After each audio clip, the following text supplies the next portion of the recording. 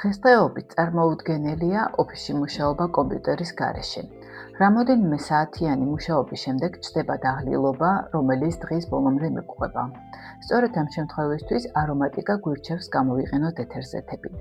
თუმცა, თუ ოთახში რამოდენიმე ადამიანთან ერთად გვიწევს მუშაობა, უნდა გავითვალისწინოთ მათი დამოკიდებულება სხვადასხვა სურნელის მიმართ. ხელსახოთზე დააწვეთეთ 5 წვეთი ლიმონის და როზმარინის ეთერზეთი. ასეთი ნარევი დაგეხმარება ებრძოლოთ დაღლილობას და გაზრდის ყურადღების კონცენტრაციას, რაც დადებითად აისახება შესრულებული სამუშაოს ხარისხზე. შემდეგი უსიამოვნება კომპიუტერთან მუშაობისას არის თვალების ტკივილი.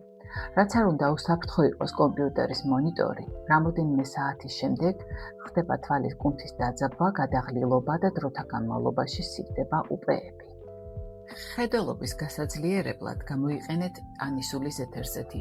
მას გააჩნია შავი მოცხარის ექსტრაქტის მსგავსი მოქმედება. ხანგრძლივად ოფისში ყოფნისას ადამიანი ეჩვევა კონდიციონერის და კლავიშების ხმას, მონიტორის ციმციმს, თუმცა ეს ყველაფერი მაინც მოქმედებს ფსიქიკაზე და ბუნება-განწყობაზე.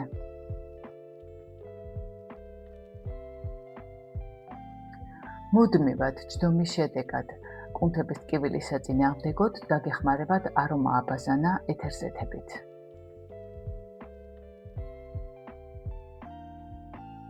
ნუ გადაიღლებით და მიაქციეთ ყურადღება თქვენს ჯანმრთელობას. ამაში ჩვენი ეთერზეთებიც დაგეხმარებათ.